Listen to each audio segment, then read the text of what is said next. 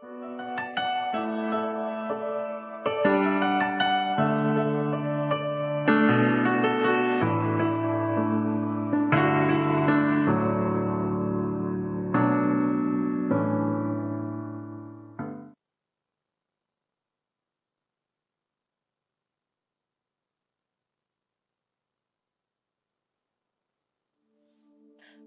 les victorieux et les victorieuses, j'espère que vous allez bien. Bienvenue dans votre émission sur Reconstruire, c'est possible. Enfin, nous sommes de retour avec un thème qui, nous savons, va pouvoir vraiment vous édifier, vous encourager, vous apporter les clés nécessaires dont vous avez besoin et qui vont vous accompagner sur le chemin de votre reconstruction.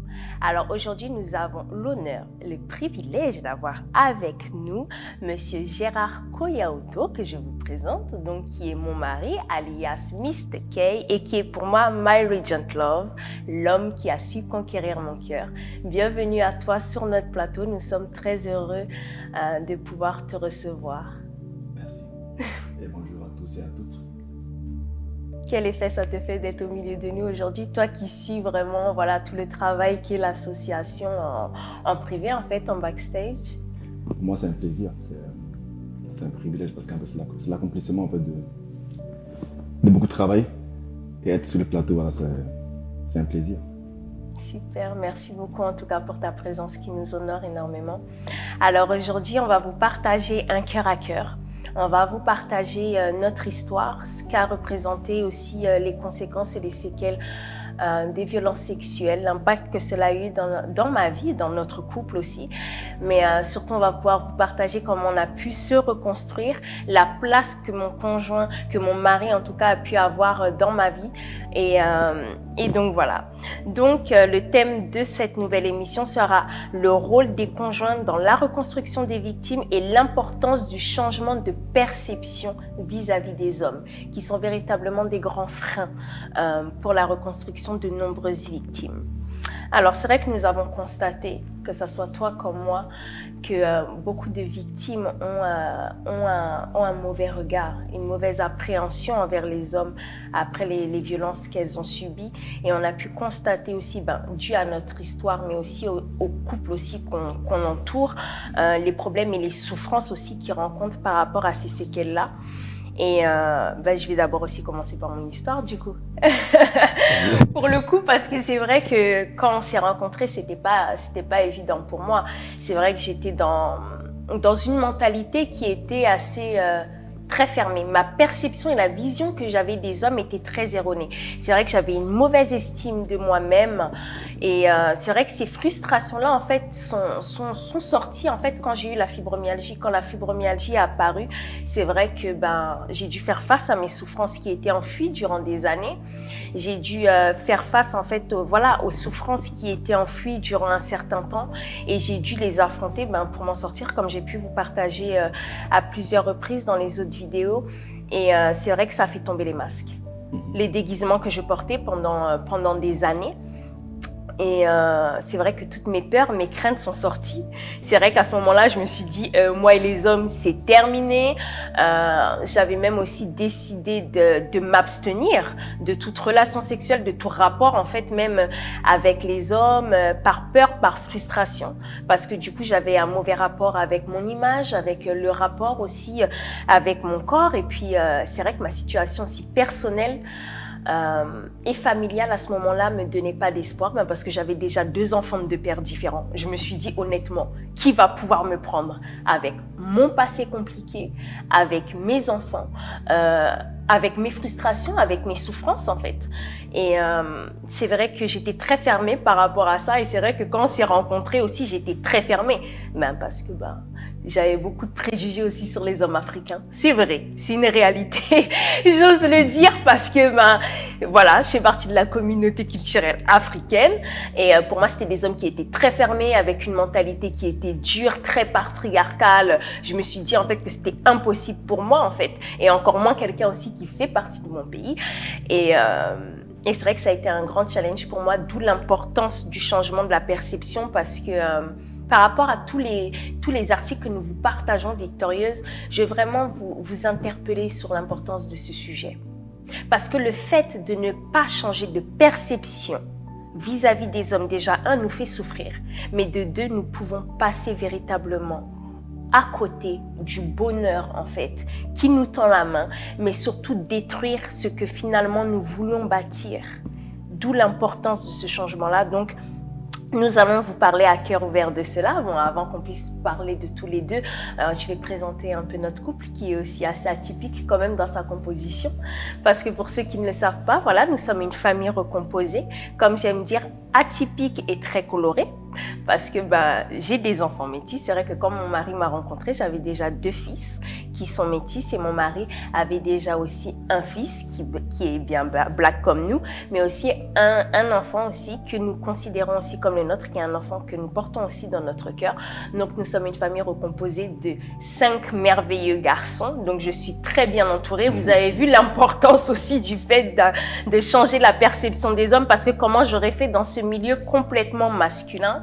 Et c'est vrai que c'est assez atypique dans notre communauté culturelle et aussi religieuse, la composition de notre famille, parce que c'est vrai que c'est pas courant. Parfois, c'est mal vu. On peut dire que ils ont eu vraiment un très mauvais passé, ils ont fait beaucoup de mauvais choix dans leur vie, mais ce que j'aime beaucoup, c'est la capacité que nous avons de pouvoir en fait nous aimer dans cette famille, nous accepter avec notre différence, malgré que les enfants que nous avons et les enfants que nous élevons ne sont pas aussi les nôtres. Donc c'est aussi encore une autre preuve d'amour différente. Et puis on ressemble aussi beaucoup à la société d'aujourd'hui, à beaucoup de couples, à beaucoup de femmes, beaucoup d'hommes qui se retrouvent dans notre situation et qui peuvent penser peut-être qu'ils ne peuvent pas bâtir finalement aussi un couple et un foyer aussi solide, que peut-être que le fait d'avoir des enfants de parents différents, ce n'est pas signe véritablement de bonheur. Oui, c'est une réalité, nous faisons face à des différents challenges. Bien évidemment, c'est vrai que mon mari comme moi, on aurait aimé avoir une vie parfaite, comme beaucoup, voilà. Excusez-moi, d'avoir des enfants des mêmes parents, voilà, de pas avoir tout ça. C'est vrai que c'est d'autres challenges, mais nous travaillons véritablement en tout cas à créer ce cocon familial vraiment uni, heureux. Et c'est pas parce que voilà, vous avez fait des choix dans votre vie qui vous ont amené à vivre certaines choses que le bonheur n'est pas possible. C'est vraiment le message en tout cas que nous voulons vous passer au travers de cette émission. Peu importe le passé que vous avez eu, n'ayez pas de regrets. Relevez-vous. C'est toujours possible. Ce n'est pas un point final à votre vie. Peu importe ce que vos communautés peuvent dire, peuvent penser. Unissez-vous et bâtissez ce bonheur-là. Parce qu'en plus, mon mari et moi, nous en sommes ces preuves vivantes-là. Moi aussi, je suis née d'un adultère, j'ai vécu dans une famille recomposée, j'ai vécu avec mes sœurs avec qui nous n'avons pas le même père, mais elles ne m'ont pas fait sentir et vivre cette différence-là. Donc, j'ai été quand même un enfant aussi équilibré malgré l'absence de mon père. Mais j'ai eu des hommes qui étaient autour de moi au travers de l'émission que j'ai fait, la dernière émission que nous avons fait la dernière fois, ou des différents postes où j'ai pu vous témoigner des hommes qui ont participé dans ma vie et qui ont permis que je sois aujourd'hui une femme équilibrée. Mon mari aussi a vécu dans une famille voilà, qui était aussi polygame. Donc, il a vécu avec des frères et sœurs qui n'étaient pas aussi les siens, mais ça a quand même bâti l'homme qu'il était aujourd'hui. Donc, peu importe notre histoire, peu importe comment nous avons commencé, le plus important, c'est ce que vous voulez devenir qui compte. Donc, voilà pour la présentation de notre couple et de qui nous sommes. Alors, je vais d'abord te poser des questions assez générales. Alors, c'est vrai comment je vais t'appeler. Du coup, je t'appelle My Love, je t'appelle Gérard ou Mr. K. Dis-moi un peu. C'est vrai que c'est particulier aujourd'hui. Alors, je vais t'appeler Gérard. Super. Alors, pour ma première question, c'est que penses-tu des femmes qui ont été victimes de violences sexuelles? C'est une très bonne question. Parce que pour moi, en fait, une femme qui a été victime de violences sexuelles n'est pas moindre que l'autre. Sa valeur ne change pas. Et je pense, comme tu disais au départ, en fait, voilà, le fait d'avoir une mauvaise perception vers l'homme, il faut d'abord qu'en fait, la personne change sa perception par rapport à elle-même déjà. Il faut qu'elle sache qu'elle a de la valeur. Elle n'est pas moindre. Elle n'est pas une serpillère. Elle est une créature de Dieu, elle a de la valeur. Donc pour moi, elle n'est pas différente. une femme. Ça reste une femme. Super, merci beaucoup pour ta réponse. Et est-ce facile pour un homme d'assumer publiquement que sa femme a été victime de violences sexuelles?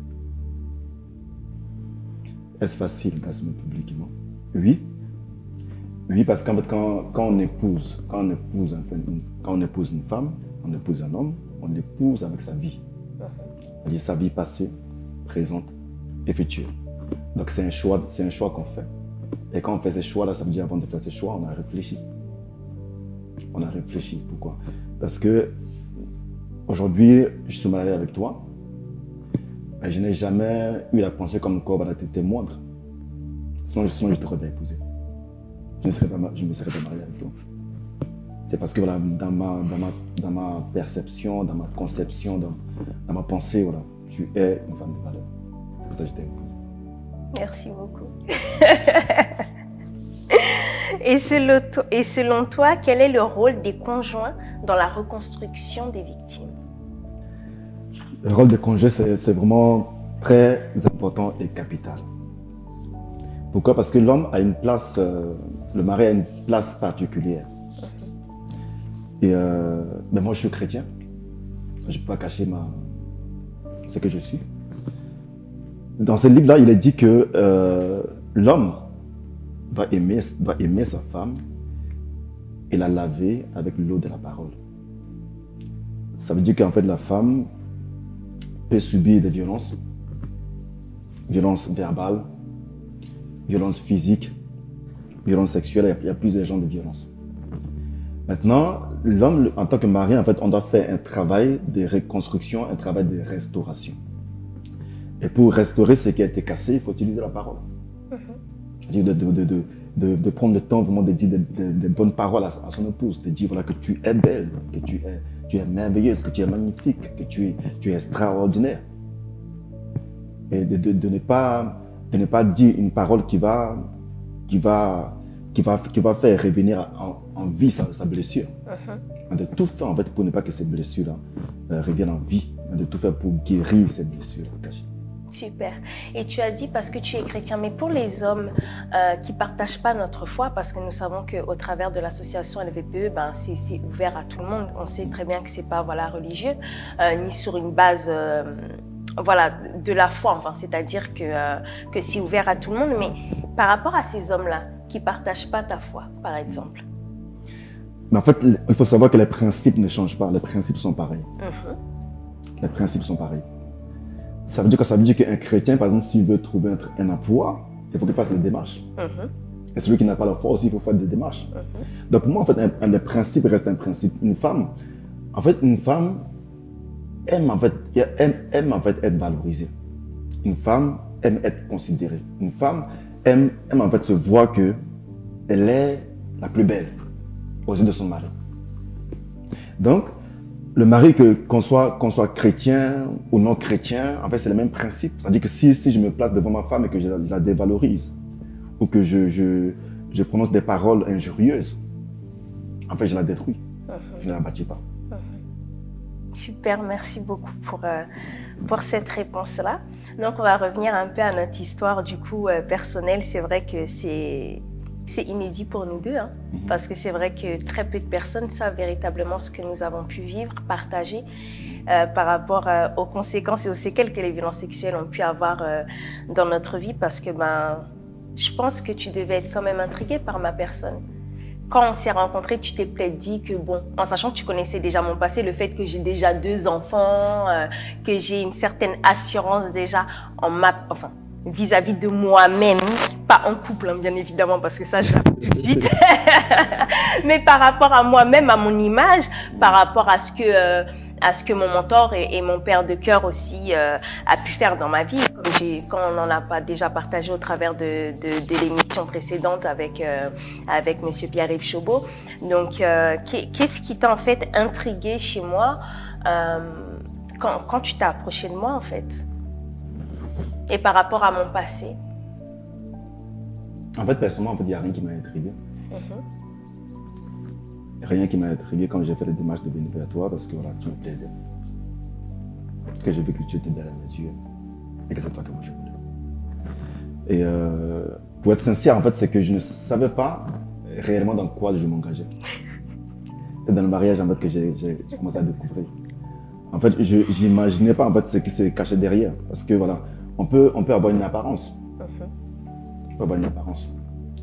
Et le vrai nous, en fait, le vrai nous, c'est que dans le cœur, on peut cacher. Mais dans le couple, en fait, ça ne se cache pas. Voilà, tu peux te cacher un jour ou l'autre, voilà, ça va se voir. Ça va sortir. Et je pense qu'en fait, la vie de couple, en fait, c'est un vrai endroit où on apprend à se découvrir l'un et l'autre. Ce que les gens veulent voir à l'extérieur, c'est pas ce que je vois. Et c'est ça, en fait. Exactement. Et quels sont du coup les défis que tu as rencontrés face à mes blessures du passé? Les défis, il y a plein de défis. Il y a plein de défis. Un des premiers défis, c'est que voilà, j'étais quelqu'un vraiment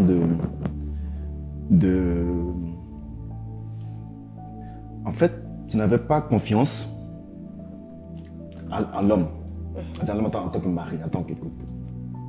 Qui fait qu'en fait, il suffisait que je dise, même si je donne un conseil, en fait, quand je donne un conseil, tu vas prendre mal et tu vas te renfermer. Tu vas fermer les portes, barricader tout. Et je devais faire un travail, voilà, pour faire sortir vraiment la Sarah qui est en toi, qui est cachée en toi.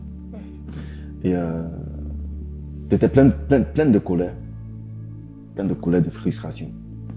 Et tu n'avais pas compris, par exemple, que le mari et la femme peuvent s'asseoir et discuter tranquillement. Et que voilà, que la discussion n'est pas un combat, c'est pas une lutte, c'est pas une bataille. On n'est pas des ennemis, des adversaires. Donc ça, en fait, là, j'ai dû affronter ces choses-là pour que ces choses changent. Et je pense que là, aujourd'hui, voilà, on a fait un chemin. On a fait beaucoup de chemin, beaucoup de choses qui ont changé, qui ont été changées parce que tu es quelqu'un aussi, voilà, qui a une volonté et qui veut changer. Et c'est ça qui est important, parce que quelqu'un qui ne veut pas changer, on peut faire tout ce qu'on veut, la personne ne changera pas. Et ce que j'apprécie beaucoup chez toi, c'est que vraiment c'est cette volonté de changer, même quand il y a des problèmes, bon, tu prends sur toi et tu fais ce qu'il faut pour changer. Tu te remets en question. Super. Et ça, c'est plus du côté relationnel. Maintenant, du côté affectif, physique et même parfois sexuel, il y a des couples qui rencontrent énormément de difficultés par rapport à ça. Moi, je ne te cache pas que après avoir vécu la fibromyalgie, avant ça, j'étais une femme qui pensait être ouverte sur ce sujet, ne pas du tout avoir de complexe. Et c'est vrai que voilà, après ça, j'ai décidé d'avoir une abstinence déjà personnelle parce que j'avais besoin de me reconstruire, parce qu'au début je pensais que je n'étais qu'un objet sexuel, c'était ce que j'avais eu l'habitude de me comporter ainsi pendant des années. Et c'est vrai que quand la fibromyalgie est revenue et que j'ai commencé à travailler sur ma reconstruction, je ne voulais plus cette image-là. Donc tous les déguisements que je portais avec une certaine assurance dans ce domaine-là, du coup je les ai enlevés, je me suis sentie vulnérable. Donc c'était comme si pour moi je devais tout apprendre en fait, tu vois. Donc même du côté affectif avec toi, déjà parfois c'était pas facile, et même au niveau parfois même sexuel, des fois on a rencontré aussi certains challenges parce que on n'avait pas le même langage, surtout quand on pouvait avoir rencontré un conflit, toi tu pouvais venir vers moi, mais moi je pouvais complètement aussi me bloquer parce que je me disais mais déjà on a un problème, comment toi tu peux revenir vers moi, et je me sentais mal à l'aise. Comment en fait toi tu as pu affronter ces challenges là, et quelles sont les choses que tu as pu mettre en place, parce que c'est des problèmes véritablement que les couples rencontrent en fait, et qui amènent beaucoup de frustration face à la personne qui a été victime de violences sexuelles, mais aussi par rapport à son conjoint qui pense souvent que c'est une forme de rejet. D'accord. Sur le plan affectif, en fait, c'est que une des choses que j'avais remarqué chez toi, c'est que quand je venais vers toi pour te prendre dans mes bras ou pour dire que tu es belle, en fait, tu pensais toujours qu'il y a une pensée derrière. Tu dis, bon, pourquoi tu me dis ça? Pourquoi tu dis que je suis belle? Pourquoi tu me prends dans tes bras? En fait, tu pensais qu'en fait, pour toi, en fait, c'était pas normal, en fait. C'était pas normal que je dise que tu es belle. C'est pas normal que je te prenne dans mes bras. C'est pas normal que je manifeste la douceur avec toi. Et le problème, c'est qu'en fait, tu le voulais, Mais quand je ne le faisais pas, en fait, tu me faisais des remarques. Et quand je faisais, ben, tu me faisais des remarques. Pourquoi tu me prends dans tes bras? En fait, il faut comprendre que, voilà, que c'est normal, en fait. C'est une relation normale entre mari et la femme, entre femme et son mari. Voilà. Il faut manifester l'affection, manifester l'amour. L'amour n'est pas que voilà, par les mots, mais par les gestes, par les paroles. Et des fois, en fait, les gestes parlent plus que ce qu'on dit. Ce qu'on dit. Après, maintenant, voilà, sur le plan sexuel, maintenant, en fait, il ne faut pas que l'homme soit, comment je vais dire, il ne faut pas que l'homme prenne ça comme un rejet. Ça veut dire voilà, de comprendre pourquoi l'autre réagit comme ça. Pourquoi l'autre, en fait, est bloqué de ce côté-là. Et quand on découvre voilà, le pourquoi, en fait, on va faire un travail nécessaire pour que l'autre comprenne qu'écoute, tu n'as pas à être bloqué, tu dois être libre. Parce que là, c'est la vie normale du couple. Et comment tu as fait du coup pour me mettre en confiance par rapport à ça? Comment tu m'as amené à ce changement-là? Mon attitude, mon langage, ça veut dire qu'en fait, quand tu bloques, en fait, je ne force pas. Parce que sachant qu'en fait, une femme qui a été violée, si elle ne veut pas et que tu essaies c'est pas bon pour elle. Donc en fait, c'est d'emmener les choses vraiment doucement et de créer aussi l'atmosphère nécessaire. De créer en fait voilà, l'atmosphère nécessaire pour que ces choses aient lieu. Et il y a une chose aussi particulière que tu m'as fait, moi, qui m'a beaucoup surprise et étonnée, parce que, faut se dire la vérité, dans notre milieu culturel, très peu de couples en parlent. Ils vont souvent accuser la femme, à dire que oui, mais de toute façon, si tu ne le fais pas avec moi, moi je vais aller voir ailleurs, toi tu es une femme frigide. C'est plus des accusations, des mépris, et en plus, même dans le milieu religieux, on est capable même d'utiliser des versets de chacun des livres respectueux, que ce soit chez nous les chrétiens la Bible ou les musulmans, que ce soit le Coran, ou peu importe. Mais en tout cas, souvent ils utilisent même leur religion pour soumettre, obliger la femme finalement à avoir des relations sexuelles. Et ça, du coup, même si c'est une frustration à l'intérieur pour elle. Mais moi, ce qui m'a beaucoup aidé, ça a été ta pédagogie. Parce qu'en fait, ce que moi, je ne voulais pas dire ou manifester, toi, tu l'avais déjà vu. Et en fait, tu me mettais face à la situation directement. Tu me disais, écoute, Sarah, en fait, tu as peur parce que ça et ça. Moi, j'avais honte de le dire. Ou peut-être parfois, je ne me rendais pas compte de ça. Mais toi, tu identifiais ce problème-là et en fait, tu le mettais sur la table. Et tu me disais, mais en fait, voilà ton problème, tu as peur de ça. Moi, après, il fallait bien évidemment que tu me laisses digérer ça, bien évidemment. Que ça soit par mon silence, l'isolement ou peut-être parfois mes pleurs. Mais tu m'as vraiment accompagnée, en fait, dans cette liberté et dans cet épanouissement, en fait. Vraiment, parce que ça a été vraiment le jour et la nuit. Ce qu'on vit aujourd'hui et ce qu'on a vécu dans le commencement, ça a été vraiment différent. Et par cela, je veux vraiment vous encourager, vous victorieuses qui vivez cela vraiment d'aller dans cet accompagnement-là. C'est vrai que c'est pas évident parce que ça bouleverse.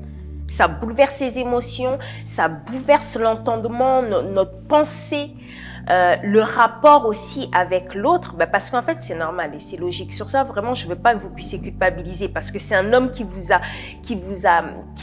abusé, qui vous a violenté. Et là, vous faisiez face aussi à un homme. Bien que vous ayez confiance en lui parce que vous savez qu'il vous aime, mais le fait que ça soit un masculin peut représenter aussi danger pour vous. Mais vous devez apprendre à faire confiance aussi à votre partenaire. Et y aller pas à pas. D'être vraiment en collaboration. Même si au début, il y a des frustrations, soyez ensemble. Exprimez aussi vos souffrances. Nous, c'est quelque chose qui nous a fait véritablement beaucoup avancer. Le fait que je lui dise, mais tu vois, en fait, toi, des fois, tu reviens vers moi alors qu'on peut être, par exemple, en conflit. Mais quand toi, tu reviens vers moi de cette façon-là, pour moi, c'est agressif. Parce qu'en fait, tu t'es pas excusé ou on n'a pas peut-être parlé même du problème sur le moment. Et pour moi, c'est une forme d'agression. Et le fait d'avoir, par exemple, exprimé cela à mon époux, en fait, ça l'a amené à changer les choses, à agir différemment et à nous comprendre. Et la communication est importante. Si mon mari m'a bien appris quelque chose, c'est que Sarah, entre toi et moi, il n'y a pas de tabou. Et pourtant, quand on nous voit, on peut penser que c'est moi qui est plus expressif, c'est moi qui est plus... Non, non, en tout cas, dans notre couple, c'est vraiment le contraire. C'est vraiment lui qui m'a amené les choses et ça a été une véritable délivrance pour moi. Une délivrance émotionnelle, une délivrance physique, une délivrance véritablement intérieure qui fait qu'aujourd'hui, je suis cette femme épanouie que je suis. Et mon époux et moi, on aime tellement apprendre qu'on continue encore à s'améliorer, à se perfectionner. Et ça, c'est vraiment quelque chose d'important. Ne restez jamais vraiment sur vos acquis. Vraiment. Donc, merci en tout cas pour cela. J'aimerais rebondir sur une phrase que tu me disais souvent et que j'entends énormément et qu'on entend aussi dans les couples qui sont autour de nous. Tu me disais souvent, Sarah, arrête de me faire payer ton passé. Qu'est-ce que cela voulait dire pour toi? Et en as-tu souffert? Et de quelle façon? Qu'est-ce que cela veut dire? C'est que, en fait, quand on est dans une vie de couple, quand on a un passé, en fait, il faut considérer que son passé est passé et qu'on est dans le présent pour aller dans le futur. Maintenant, en fait, faire vivre ton passé, en fait, c'est de réagir en face de cette personne-là comme quand tu réagissais. Et des fois, en fait, il y a des langages, il y a des mots, en fait, où tu penses, en fait, tu vas penser que l'autre dit ça, ça veut dire que c'est ça, alors que c'est pas la même personne. En fait, tu veux dire que moi, en fait, je te voyais comme mon agresseur finalement. Voilà. J'avais des attitudes et des comportements envers toi comme si je pensais que tu étais mon agresseur. Alors que c'est pas la même personne. De voir, en fait, que la personne qui est en face de toi, c'est ton mari. Tu as une nouvelle vie. Ton passé est passé. Tu dois apprendre à vivre le présent. Et en as-tu souffert? Parce qu'il y en a beaucoup d'hommes qui souffrent de cela. Et j'aimerais vraiment que tu puisses nous ouvrir ton cœur par rapport à ça pour parler à ces hommes-là qui vivent ce rejet, qui ont vécu ou vivent encore peut-être parfois ce rejet, ces silences, ces incompréhensions, surtout dans l'effort. Il y a beaucoup d'hommes qui disent, et beaucoup aussi de femmes victimes qui disent, écoute, il fait tous les efforts, il me manifeste l'amour, il a tout essayé, mais je reste toutefois bloquée. Et parfois, c'est vrai que nous, en tant que victorieuses, parfois on a désœuillé, on est muré sur nous-mêmes et on se dit, bah, de toute façon, voilà, je souffre et puis c'est comme ça et puis on impose ça à notre conjoint sans se rendre compte que lui aussi il souffre et qu'inconsciemment on le fait souffrir. Et de toute façon, il y a une phrase qui dit, un blessé blesse, et là c'est une réalité. Si, j'en ai souffert, mais pour moi, en fait, une des clés qui est importante dans ce genre de cas, c'est de connaître ta personne, en fait, de connaître la personne avec qui tu vis, de connaître en fait, ta partenaire, ton épouse ou ta femme, de la connaître. Et tu verras qu'en fait, il y a des choses que toi, tu me disais pas, que moi, je sais. Sans que tu aies mis un mot, je sais, je viens vers toi et je dis, écoute, il y a ça, ça, ça, ça. En fait, quand on connaît la personne, en fait, il faut apprendre à connaître la personne. En fait, de ne pas se focaliser sur le fait que la personne est bloquée ou comme si la personne te rejette, non. De comprendre, voilà, pourquoi ça. Pourquoi est-ce que la personne est bloquée? Qu'est-ce qui fait que la personne réagit comme ça?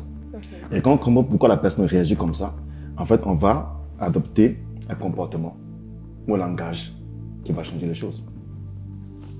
Super. Et ça m'amène à ma prochaine question qui dit, c'est une phrase que tu m'as souvent répétée au début. Tu as dit, l'amour n'est pas un sentiment, l'amour n'est pas une émotion. L'amour est une décision et c'est un choix. Qu'est-ce que cela signifie pour toi? L'amour, c'est un choix, c'est un engagement. L'amour, ce ne sont pas les émotions ni les sentiments. Parce que les sentiments que tu as au départ, là, ces sentiments vont passer. Mais en fait, ce qui va te garder, en fait, c'est que tu as pris un engagement. Quand je suis venu vers toi, en fait, c'est que avant de venir vers toi, j'ai réfléchi, je dis c'est elle. Donc, le jour où le monsieur le maire m'a demandé, c'est même pas ce jour-là, voulez-vous prendre pour épouse Sarah Gaza-Vanza? J'ai dit oui. Donc, mon oui m'engage. Et ce qui me fait tenir, c'est l'engagement que j'ai pris d'aimer.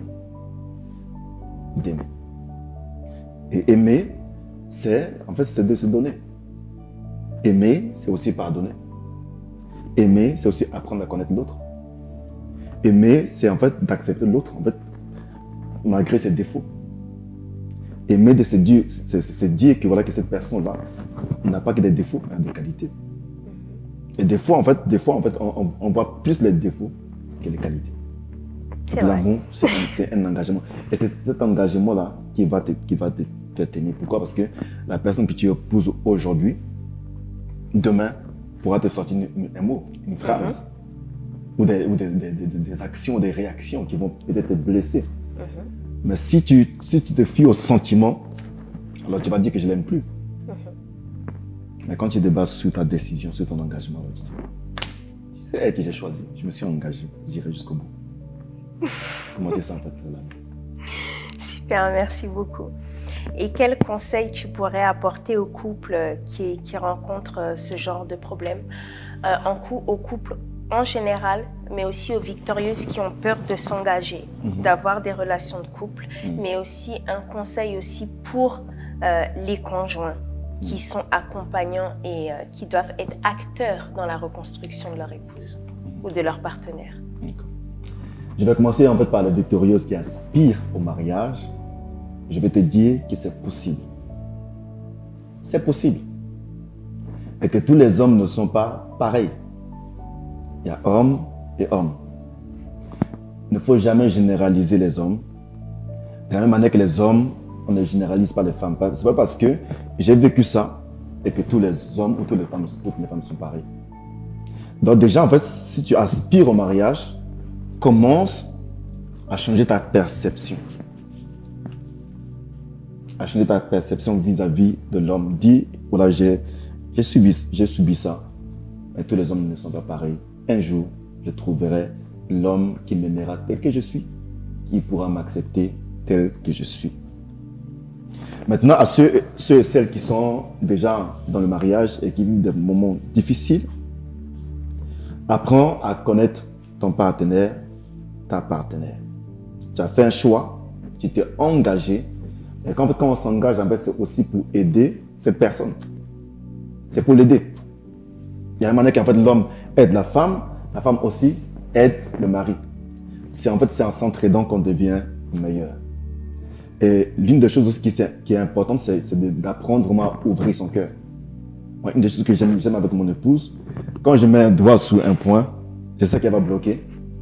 Et moi, je suis quelqu'un de déterminé. Moi, je ne lâche pas. Quand j'ai mis le doigt, c'est ici. Elle ne va pas ailleurs. Donc, en fait, elle arrive vraiment à s'ouvrir, à ouvrir son cœur. Donc, exprime ce que tu ressens à ton mari. Exprime pourquoi tu es bloqué. Exprime tes blessures, exprime tes frustrations. Comme ça, en fait, ton mari pourra t'aider. Mais si tu ne dis pas, en fait, comment il pourra t'aider. Et des fois, en fait, tu bloques, mais le mari ne comprend pas. Le mari ne comprend pas parce qu'il dit, mais je l'aime, je fais tout pour la rendre heureuse, mais elle est bloquée. Mais il faut que tu exprimes, victorieuse, pourquoi tu réagis comme ça. Cet homme-là pourra t'aider parce qu'il est là pour t'aider. Et tu es là aussi pour l'aider. Super. Et un conseil pour les conjoints, pour les encourager et certains aussi parfois pour les responsabiliser, les amener aussi à sortir aussi des systèmes vraiment culturels, religieux ou même des fois sociaux, quoi. Parce que c'est vrai qu'on rencontre beaucoup d'hommes qui vont dire écoute, ça s'est passé il y a longtemps donc on oublie, quoi. En fait, il n'y a pas de raison qu'il y ait des conséquences, mais nous on l'a vu. On l'a vécu et on le sait au travers du travail qu'on fait avec les victorieuses que les séquelles parfois peuvent avoir un poids lourd. Et toi, c'est vrai que tu as dépassé tout ça. Tu es passé au travers de tous les tabous culturels, religieux, sociaux, tu es rentré dedans en fait, par ta personne, par ta volonté, par ton engagement aussi. Est-ce que tu pourrais les conseiller aussi par rapport à ça? Pour toi conjoint, la femme que tu as épousée qui est en face de toi, à l'intérieur d'elle, il y a une femme qui est merveilleuse. Et des fois, en fait, une femme, dans son parcours de vie, elle peut recevoir des blessures intérieures, des blessures par des paroles qu'elle a pu entendre, et qui va assombrir son visage, qui va faire comme en fait, un masque qui est posé sur son visage. Et notre travail à nous en tant que conjoints, c'est de tout faire pour faire émerger et faire sortir cette merveilleuse femme. Parce que des fois, en fait, on voit la personne, en fait, tu vois la personne, elle a l'apparence brute. À l'apparence, elle est brute. Mais en fait, à l'intérieur d'elle, quand tu vois bien, c'est une femme qui est pleine de douceur. Mon épouse, en fait, au départ, quand je la voyais,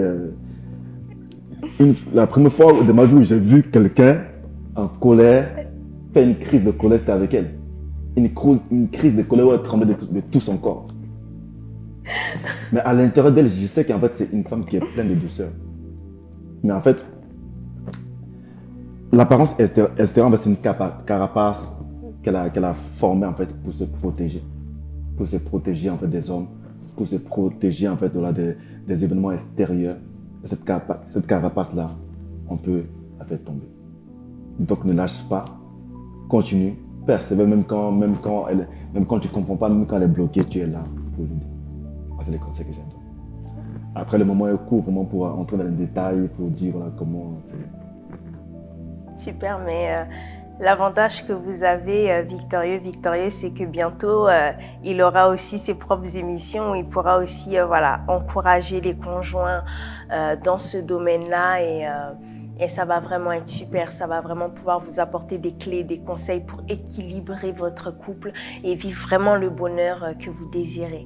Parce que certes, nous avons un passé, nous avons un présent, mais nous avons aussi un merveilleux futur à bâtir qui ne dépend que de nous, qui ne dépend pas obligatoirement de nos blessures, de nos agresseurs, de peu importe ce que nous avons vécu. C'est une décision et un choix personnel.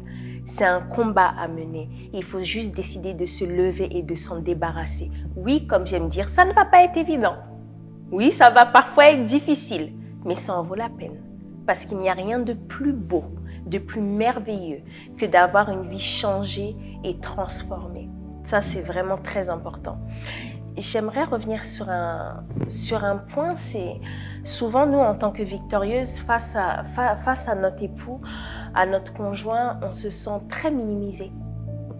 Tu vois, même de l'extérieur, les gens ils peuvent penser, même là, tu vois, par rapport au témoignage qu'on va donner, on peut penser, oh bon, tu as été mon infirmier, que moi en fait j'ai rien pu t'apporter.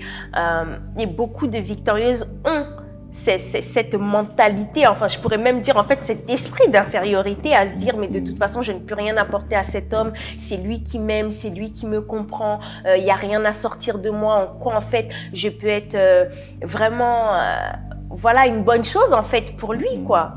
Et c'est vrai que moi aussi c'est quelque chose qui a été, pendant longtemps je te disais mais en fait qu'est-ce que tu fais avec moi quoi? Un homme de ta stature comment toi tu es et tout, qu'est-ce que tu viens faire avec moi? Parce qu'à la base, toi et moi, c'est vrai qu'on se voyait de l'extérieur comme ça, c'était le jour et la nuit. Tu étais quelqu'un de calme, quelqu'un de posé. Moi, comme tu as dit, j'étais brute, un lion en cage. Fallait me tenir, c'était pas possible. Moi, je me suis dit, voilà, ça peut pas coller en fait. Et c'est vrai que je me disais, mais de toute façon, je suis pas capable. Comment je peux faire que cet homme-là puisse être heureux? Comment moi, je peux l'encourager? Comment moi, je peux être un appui, un soutien pour lui? C'est une question que j'aime beaucoup, qui est importante. J'ai beaucoup aimé en fait l'exemple que tu avais donné par rapport à un billet de 5 €, de 50 €. Ce billet, tu peux le froisser. Ce billet ne change pas sa valeur. Tu peux froisser le billet, tu jettes. Moi, je vais trouver ce billet, je vais le prendre, je le mets dans ma poche. Je vais aller dans le magasin, je vais acheter des choses avec ce billet. En fait, en tant que victorieuse, en fait, ta valeur ne change pas. Et une femme, c'est une personne qui est extraordinaire, qui a beaucoup de capacités, qui a beaucoup de potentiel qui sont enfouis en elle, qui a beaucoup de force intérieure. Une femme a la capacité de supporter des choses. Le fait même que tu as supporté ça jusqu'à aujourd'hui et que tu es en vie, ça te prouve que tu as une force intérieure. Et quand tu te maries, en fait, tu ne te maries pas pour que la personne soit pour toi un infirmier, non. Pour une infirmière, non. Tu te maries, en fait, on se marie pour donner. En tant que mari, je viens donner. En tant que femme, tu viens donner. Donc, tu as des choses, tu as de la valeur. Tu as de la valeur.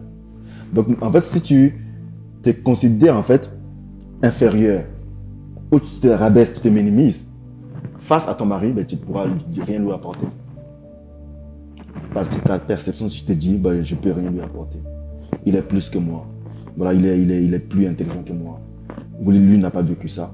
Mais chacun, en fait, a un passé. Tous on a un passé. Donc, cela voudrait dire que, malgré que quand on s'est rencontrés, j'avais des failles, des blessures, j'avais certains handicaps, mais cela n'empêchait pas, malgré tout, que moi, je puisse être une aide, un soutien, un appui pour toi. Voilà. Cela n'a pas empêché voilà, que tu sois la maman que tu es. Que tu sois voilà, l'épouse que tu es, voilà l'aide que tu es, le soutien que tu es. Et tu m'apportes beaucoup. Super. Tu m'apportes beaucoup. Merci.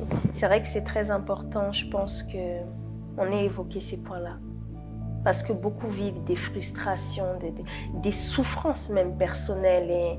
Et vraiment, nous espérons en tout cas que notre échange ait pu vraiment vous apporter, qu'il a été vraiment enrichissant. Et j'ai 2 dernières questions à te poser. C'est aujourd'hui, que représentent les victorieuses pour toi dans ta vie? La victorieuse représente beaucoup, beaucoup pour moi. Parce que à l'intérieur de moi, en fait, je n'aime pas qu'on rabaisse les gens. Je n'aime pas qu'on écrase les gens. Mon fardeau, en fait, c'est de voir la vie restaurée, de voir la victorieuse s'épanouir. En fait, de dire, en fait, je suis prêt vraiment à dire que tu as de la valeur. Tu as de la valeur et que c'est possible. C'est possible. Donc pour moi, la victorieuse représente beaucoup. Je n'ai même pas de mots pour exprimer ce que je peux ressentir.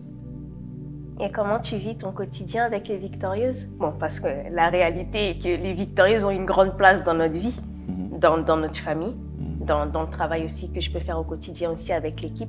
Mais aussi, toi aussi, aujourd'hui, tu joues un grand rôle aussi dans la vie des victorieuses, de certaines victorieuses en tout cas. Qu'est-ce que tu pourrais en fait en dire? Non pas que voilà, au niveau des couples ou des maris pour aider, mais aussi au sein des victorieuses. Parce que ce que je trouve extraordinaire en fait dans notre histoire, ce que je vois, mais après je vais te laisser parler, c'est, tu vois, le travail que Pierre-Yves Chauveau, Monsieur Pierre-Yves Chauveau a fait dans ma vie. C'est exactement en fait ce que moi je te vois faire aussi avec les victorieuses. Surtout en tout cas avec certaines, pour celles qui sont prêtes.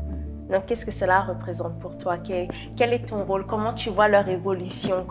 Parce que, en plus, elles ont peur aussi des hommes. C'est vrai que tu fais un travail de l'ombre. Personne ne te voit, même beaucoup de personnes ne te connaissent pas. Et pour beaucoup même, ça va en surprendre parce que c'est vrai qu'on le dévoile maintenant.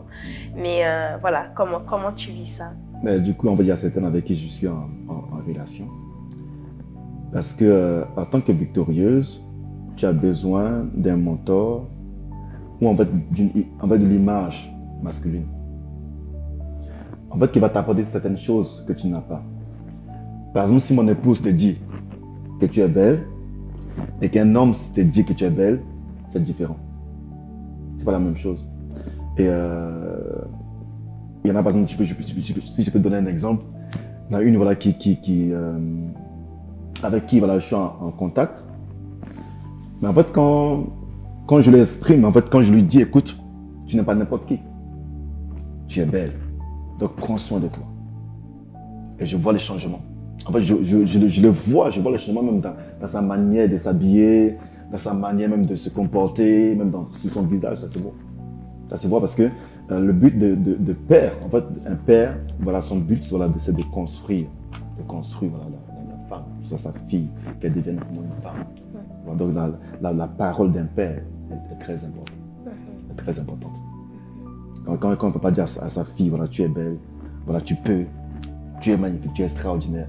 En fait, cette parole-là va en fait la façonner, va construire vraiment une barrière qui va la protéger. C'est-à-dire que demain, si un voyou vient dit que tu n'es pas belle, ben, elle sait que mon père m'a dit je suis belle. Exactement, exactement. Et surtout, je pense qu'il y a aussi, pas que le fait de père, mais aussi le fait de la parole d'un homme. C'est ça. Tu vois?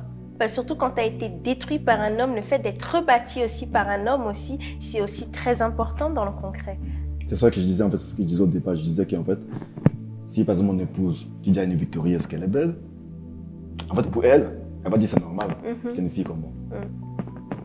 Mais quand c'est un homme qui dit, voilà, tu es belle, c'est différent. C'est différent.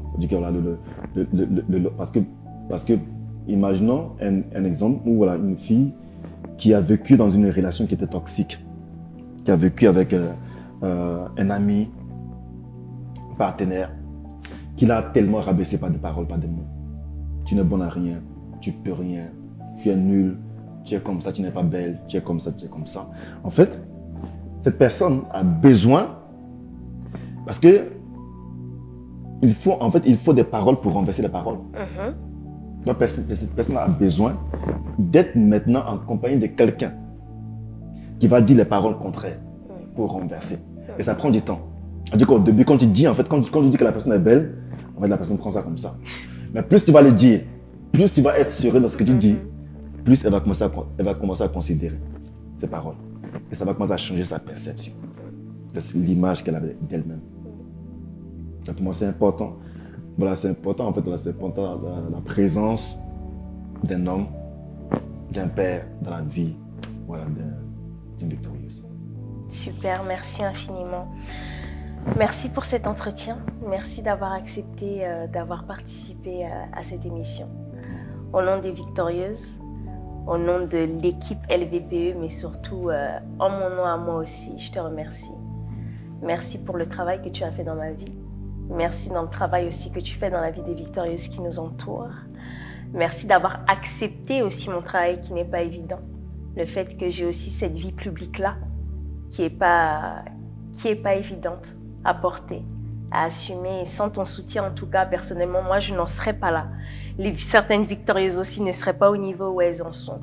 Et ton soutien et ton encouragement, en tout cas, par rapport à l'association, nous est cher. Donc, aujourd'hui, je voulais vraiment t'honorer publiquement par rapport à tout ce que tu fais. Et merci d'avoir fait la femme que je suis aujourd'hui. Merci de croire en moi. Parce que tu as vraiment redéfini la définition de l'amour. Véritablement. Parce que l'amour supporte tout, l'amour peut tout. Et c'est là où je vois vraiment ce qu'est la définition véritable de l'amour et que c'est une décision et un engagement envers et contre tout. En tout cas, j'ai vu qu'avec toi, c'était pas des paroles, mais que c'est véritable.